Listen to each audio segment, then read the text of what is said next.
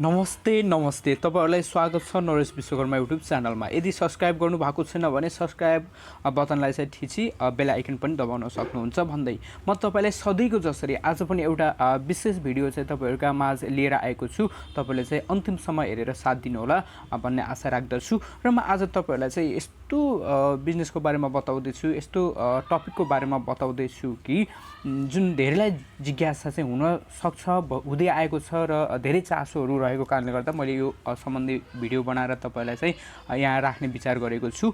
जसमध्ये मैले आज तपाईलाई चाहिँ बताउन गएको अथवा तपाईलाई प्रस्तुति दिन गएको टपिकको नाम रहेको छ डाइरेक्ट सेलिङ इन्डस्ट्रिज। के हो त डाइरेक्ट सेलिङ इन्डस्ट्रिज अथवा डाइरेक्ट सेलिङ बिजनेस के हो त भन्ने धेरैलाई चाहिँ कन्फ्युजन हुन सक्छ। त्यो कन्फ्युजनलाई दूर गर्नको लागि अथवा त्यो कन्फ्युजनलाई क्लियर गर्नको लागि मैले तपाईको लागि एउटा भिडियो बनाएको छु, हेरेर साथ दिनु होला है त। के हो त direct selling industries? Direct selling industries भनेको के हो त्यो बुझ्नको लागि पहिला तपाईले इन्डाइरेक्ट सेलिङ बिजनेस बुझ्न पर्ने हुन्छ अथवा ट्रेडिसनल बिजनेस बुझ्न पर्ने हुन्छ। जस्तै इन्डाइरेक्ट सेलिङ भनेको तपाईले सामान्य किसिममा कुनै पनि यहाँ चाहिँ कन्ज्युमर मेन भनेको एउटा कुनै कम्पनी अथवा म्यानुफ्याक्चरिङ इन्डस्ट्रिज, त्यसपछि त्यसले के गर्छ, प्रोडक्टहरु चाहिँ उत्पादन गर्ने गर्छ, प्रोडक्टहरु उत्पादन गर्छ इन्डस्ट्रिजहरुले। अनि त्यो इन्डस्ट्रिजबाट उत्पादन भएको प्रोडक्टहरु चाहिँ कहाँ जान्छ त? अभियसली कन्ज्युमरले युज गर्ने हो, जसरी पनि कस्टमर अथवा कन्ज्युमर चाहिँ जसरी पनि आवश्यकता पर्छ। तर इन्डाइरेक्ट सेलिङमा के हुन्छ भन्दाखेरि त्यही उत्पादन भएको कुनै पनि प्रोडक्टहरु डाइरेक्ट कस्टमर कहाँ कहिले पनि जाँदैन। बीचमा के हुन्छन्, अरु धेरै पर्सनहरु बीचमा चाहिँ इन्भल्भ भएको हुन्छन्। जस्तै म्यानुफ्याक्चरिङ भएको कम्पनीबाट डाइरेक्ट प्रोडक्ट कहाँ जान्छ, कस्टमर कहाँ जाँदैन। कता जान्छ त? अब तपाईको डिस्ट्रिब्युटरहरुमा जान सक्छ, डिलरहरुमा जान सक्छ, होलसेलरमा जान सक्छ, रिटेलरहरुमा जान सक्छ, शपमा जान सक्छ। अनि बल्ल कहाँ जान्छ, उनीहरुको मार्फत कन्ज्युमर कहाँ जान सक्छ। हो यो इन्डस्ट्रिज अथवा यो प्रोसेसलाई के भन्छ, इन्डाइरेक्ट सेलिङ बिजनेस भन्छ। जुन हामीले अहिले यो इन्डाइरेक्ट सेलिङ मार्फत हामीले युज हुने सामानहरु चाहिँ अहिले पाइरहेका छौं। अब यसमा के फाइदा हुन्छ अथवा के घाटा हुन्छ भन्ने कुराहरु त तपाई आफै डिसाइड गर्नु होला। मैले अब इन्डाइरेक्ट सेलिङ बिजनेसको बारेमा तपाईलाई भनिसके। इन्डाइरेक्ट सेलिङ के हो, कस्तो हुन्छ भनेर डाइरेक्ट कस्टमर कहाँ नजानु, यानि कि बीचमा कुनै थर्ड पार्टीजहरु चाहिँ इन्भल्भ हुनुलाई चाहिँ इन्डाइरेक्ट सेलिङ भनिन्छ। जस्तै कम्पनीमा उत्पादन भयो अनि त्यहाँ चाहिँ डाइरेक्ट कस्टमर कहाँ जाँदैन, बीचमा कसै न कसैको मार्फत हामीले के युज गरेर बल्ल हामीले चाहिँ लिन सक्छौं हामीले चाहिने प्रोडक्टहरु। त्यसलाई चाहिँ इन्डाइरेक्ट सेलिङ भन्छ। अब डाइरेक्ट सेलिङ भनेको के त? डाइरेक्ट सेलिङ भनेको के हो भन्दाखेरि कुनै पनि प्रोडक्ट फ्याक्ट्रीमा अथवा कम्पनीमा म्यानुफ्याक्चरिङ हुन्छ, रेडी हुन्छ, अनि त्यसपछि के हुन्छ भन्दाखेरि त्यही प्रोडक्ट कुनै पनि बीचमा न त डिस्ट्रिब्युटर, न त होलसेलर, न त रिटेलर, न त केही पनि चीज त्यहाँ इन्भल्भ हुँदैनन्। डाइरेक्ट कन्ज्युमर कहाँ जान्छ भने त्यसलाई डाइरेक्ट सेलिङ बिजनेस अथवा डाइरेक्ट सेलिङ कम्पनी इन्डस्ट्रिज भन्न सकियो। डाइरेक्ट कहाँ म्यानुफ्याक्चरिङ भएको ठाउँबाट कहाँ जानु, कस्टमर कहाँ जानुलाई के भन्छ, डाइरेक्ट सेलिङ बिजनेस। अब डाइरेक्ट सेलिङ र इन्डाइरेक्ट सेलिङमा अब फरक के त? यसमा फाइदा हुन सक्छ, उसमा घाटा हुन सक्छ भन्ने पनि हुन सक्छ। त्यो तपाईले बुझ्नुस्। अब फाइदा अथवा बेफाइदा अथवा कसरी चाहिँ हामीलाई घाटा अथवा नाफा हुन्छ भन्ने कुराहरु पनि हुन सक्छन्। जस्तै यदि हरेक इन्डस्ट्रिजहरुले डाइरेक्ट सेलिङ इन्डस्ट्रिजलाई चुज गर्ने हो भने के हुन सक्छ भन्दाखेरि जुन कन्ज्युमर हुन्छ नि, कन्ज्युमरलाई केही हदसम्म के हुन सक्छ, प्रफिट हुन सक्छ। जस्तै इन्डाइरेक्ट सेलिङमा के हुन्छ भन्दाखेरि जस्तै मैले यहाँ एउटा वाटर बोतलको चाहिँ मैले तपाईलाई एक्जाम्पल दिन चाहे।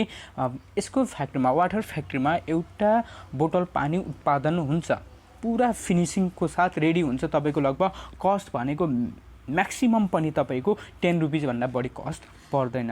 वाटर ड्रिंकिङ प्रोसेस ड्रिंकिङ वाटर भन्छ, त्यसलाई चाहिँ कति पर्छ, लगभग फिनिशिङ भनेको 10 रुपैयाँमा चाहिँ हुन आउँछ। अब त्यही वाटर चाहिँ तपाईको कस्टमर अथवा कन्ज्युमर कहाँ जाँदाखेरि अब के हुन्छ भन्दाखेरि कति 25 अथवा 30 रुपैयाँ चाहिँ पर्न जान्छ त्यो वाटरको बोतललाई। अब बीचको जस्तै इन्डस्ट्रिजहरु अथवा उत्पादन भएको ठाउँमा के हुने भयो, उत्पादन भएको ठाउँमा त तपाईको 10 रुपैयाँ, अब बाँकीको 20 रुपैयाँ चाहिँ कहाँ गयो त भन्दाखेरि बीचको पर्सनहरुमा गयो के। जस्तै होलसेलर, डिस्ट्रिब्युटर, डिलरहरु, रिटेलरहरु, शपहरुले के गर्दै बाँकीको 20 रुपैयाँ खाइदे। अब यसमा प्रेसर कसलाई जान्छ त? प्रेसर अथवा धेरै भार कसलाई पर्ने भयो, कसलाई पर्ने भयो, अभियसली कस्टमरलाई पर्ने भयो, म्यानुफ्याक्चरिङ कम्पनीलाई पर्ने भयो, पर्ने भएन, कसलाई पर्छ कस्टमर अथवा कन्ज्युमरलाई चाहिँ बाहिर पर्ने भयो। किनभने 20 रुपियाँ के भयो बढी तिर्न पर्यो नि त उसलाई। अब यही कन्सेप्टलाई कस्टमर अथवा कन्ज्युमरलाई घाटा नहोस् भन्ने किसिमले डाइरेक्ट सेलिङ बिजनेसको इस्टाब्लिस भएको direct selling.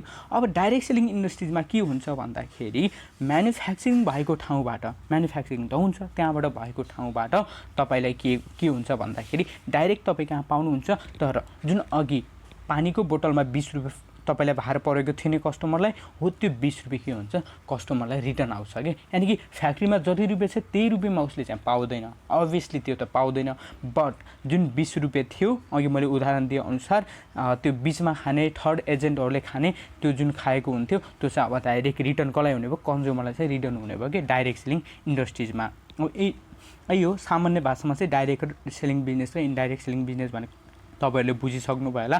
Direct selling business भनेको अब सेल गर्दै हिँड्नुपर्छ भन्ने चाहिँ होइन है त, तपाईँले यसलाई चाहिँ बुझ्नु होला। अब म तपाईँलाई केही उदाहरण पनि दिन चाहन्छु। डाइरेक्ट सेलिङ कम्पनी चाहिँ अब 2020 अनुसार चाहिँ केही मैले चाहिँ डाटा गुगल अनुसार चाहिँ मैले तपाईँलाई केही कम्पनीहरूको बारेमा चाहिँ लिस्ट देखाउँछु। र डाइरेक्ट सेलिङ इन्डस्ट्रिजको पछिल्लो समय गएर हेर्ने हो भने यति ठुलो मार्केट बनिसकेको छ कि तपाईँलाई अहिले आफै प्रत्यक्ष पनि देख्न सक्नुहुन्छ कतिको कारोबार हुन्छ यिनीहरूको। म तपाईँलाई चाहिँ देखाउँदैछु डाइरेक्ट सेलिङ टप 100 कम्पनीज 2020 भनेर यहाँ आइसकेको छ। मैले तपाईँलाई चाहिँ यहाँ देखाइ पनि सकेको छु, हेर्नु होला स्क्रिनमा। यहाँ देख्न सक्नुहुन्छ तपाईँहरूले। सुरुमै कम्पनीहरूको छ 2019 को रहेछ यहाँ है 100 लिस्टहरू देखा 2020 चाहिँ राखेको, तर 2019 को रेभिन्यू भनेर देखाएको छ यहाँ। 1 नम्बरमा छ एमवे भनेर अब लगायतका थुप्रै कम्पनीहरू रहेको छन्, तपाईँले यहाँ हेर्न सक्नुहुन्छ। यी सबै डाइरेक्ट सेलिङ कम्पनीहरू रहेका छन् जसको चाहिँ 1 इयरको रेभिन्यू कति छ भनेर पनि यहाँ देखाइसकेको छ। तपाईँ स्वयं आफै पनि यहाँ देख्न सक्नुहुन्छ।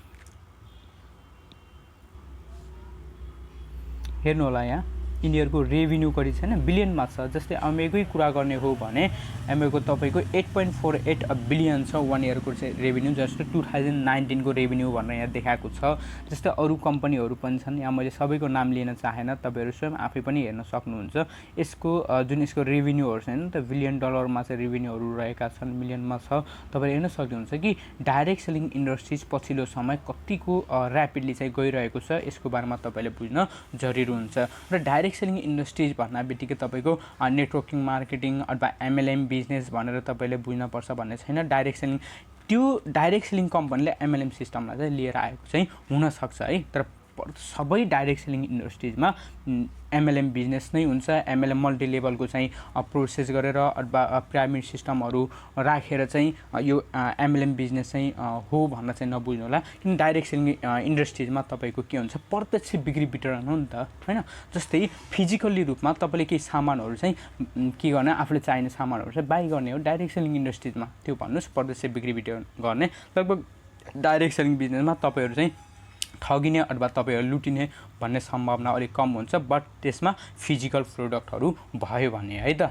भन्दै जे होस् तपाईँले डाइरेक्ट सेलिङको बारेमा केही न केही बुझ्नुभयो होला आशा गर्दछु। तपाईँलाई भिडियो कस्तो लाग्यो त डाइरेक्ट सेलिङ बिजनेसको बारेमा? आगामी दिनहरूमा मैले योसँग रिलेटेड अरू थुप्रै भिडियोहरू पनि तपाईँहरूका माझ लिएर आउनेछु। भन्दै तपाईँलाई कस्तो लाग्यो कृपया प्रतिक्रिया दिन नछुटाउनु होला भन्दै म अहिलेलाई चाहिँ यति नै भन्दै म बिदा चाहन्छु। हस् त, थ्याङ्क यू।